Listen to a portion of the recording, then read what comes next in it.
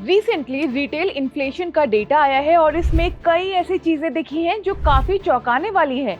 खास बात यह है इस रिपोर्ट की कि इस रिपोर्ट के बेसिस पर खाने पीने की चीजों की महंगाई माइनस में चली गई है, यानी फूड इन्फ्लेशन में डिफ्लेशन देखने को मिला है।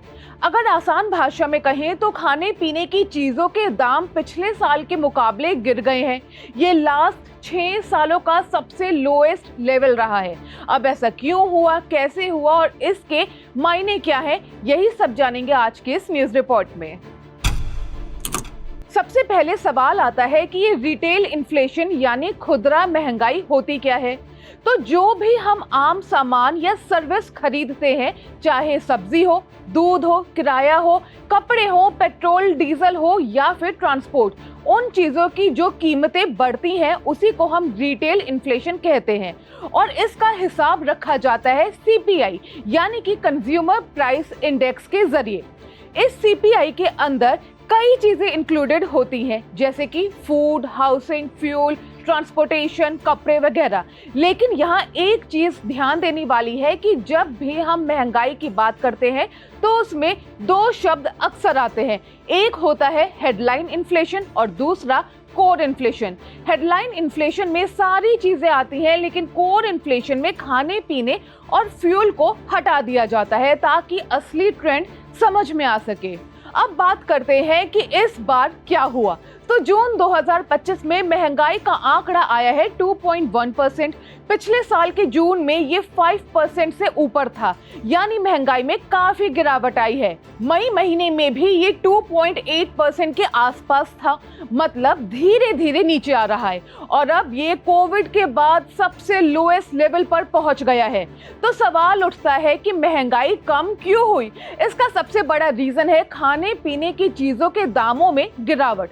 आपको बता दें कि CPI में खाने पीने के सामान का वेटेज लगभग 45% होता है, यानी कि आधे से ज्यादा असर तो सिर्फ खाने पीने के सामान से आता है। जब इन चीजों के दाम गिरते हैं तो पूरी महंगाई का आंकड़ा अपने आप नीचे आ जाता है। जैसे इस बार जो फूड इन्फ्लेशन आया है वो -1.06% है, यानी खाने पीने की चीजों के दाम पिछले साल से कम है। सब्जियों के दाम लगभग 19% गिरे हैं, दालों में 12% गिरावट आई है, अनाज में 5% गिरावट, मीट फिश में 6.4% की कमी आई है और मसालों में 5.7% की गिरावट देखी गई है। लेकिन जब हम कोर इन्फ्लेशन की बात करते हैं, यानी कि खाने पीने और फ्यूल को हटाकर बाकी चीज़ों की, तो वो भी अभी 4.5% के आसपास बना हुआ है। मतलब हेल्थ, एजुकेशन, किराया जैसी चीज़ों में अभी भी कीमतें उतनी सस्ती नहीं हुई है। अब दूसरी वजह जो इस पर असर डालती है वो है बेस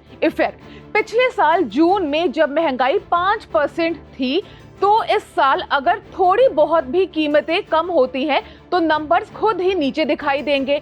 इसी को बेस इफेक्ट कहा जाता है। साथ में मॉनसून भी जल्दी आ गया इस बार, इससे खेती में फायदा हुआ है और फसलें अच्छी हुई हैं, तो दाम और नीचे आ गए।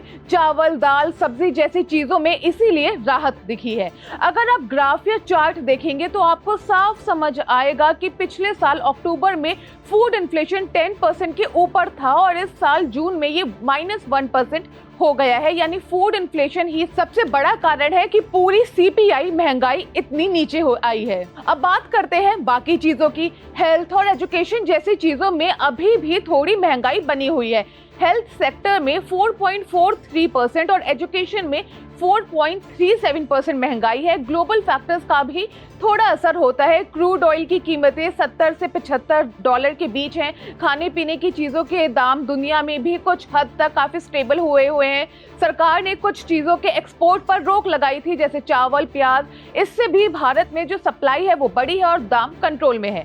अगर आप स्टेट्स की बात करें तो सबसे ज़्यादा महंगाई इन 5 राज्यों में रही, वो है केरल, पंजाब, जम्मू कश्मीर, उत्तराखंड और हरियाणा।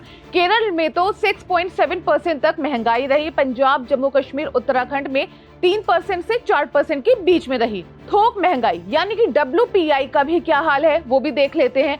अगर हम होलसेल प्राइस इंडेक्स यानी कि WPI की बात करें तो यहाँ भी थोड़ा सा डिफ्लेशन का असर दिखा है। ताजा आंकड़ों के मुताबिक WPI -0.1% पर आ गया है, यानी थोक बाजार में जहां प्रोड्यूसर और ट्रेडर्स सामान खरीदते बेचते हैं वहां कीमतें पिछले साल के कंपैरिजन में कम हुई है। ये पिछले एक साल में पहली बार ऐसा देखने को मिला है। मतलब सीधा सीधा कहें तो थोक के दाम में भी गिरावट आई है। अब ये सवाल है कि अब आगे क्या होगा। इसका असर सबसे ज्यादा पड़ेगा RBI यानी कि रिजर्व बैंक ऑफ इंडिया की पॉलिसीज पर। RBI हर 2 महीने में अपनी मीटिंग करता है और वहां फैसला होता है कि रेपो रेट कितना रखा जाएगा। जब महंगाई ज्यादा होती है तो RBI इंटरेस्ट रेट बढ़ाता है ताकि लोगों के पास पैसा कम पहुंचे और खर्च घटे। लेकिन जब महंगाई कम होती है तो ब्याज दरें घटाने का मौका होता है ताकि लोग सस्ते लोन लें, ज्यादा खर्च करें और इकोनॉमी में तेजी आई। अभी जो हमारा रेपो रेट है वो है 6.5% था। इसे पहले ही 5.5% तक लाया जा चुका है। आने वाली मीटिंग में अगर महंगाई इसी तरह काबू में रही तो और भी कटौती हो सकती है।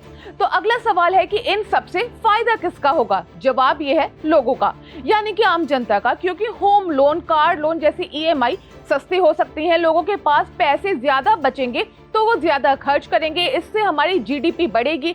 लेकिन एक खतरा ये भी है कि डिसइंफ्लेशन ज्यादा ना हो जाए, यानी कि प्राइसेस बहुत नीचे ना आ जाए, तो वो भी अच्छी बात नहीं है। इससे दिखता है कि मांग नहीं है और अगर डिमांड नहीं है तो इकोनॉमी रुक सकती है। तो RBI को बैलेंस बनाकर चलना होगा। कुल मिलाकर अच्छी खबर ये है कि महंगाई कंट्रोल में है, लेकिन ये भी जरूरी है कि इसे बहुत नीचे ना जाने दिया जाए। 3 से 4% महंगाई इकोनॉमी के लिए एक हेल्दी रेट माना जाता है।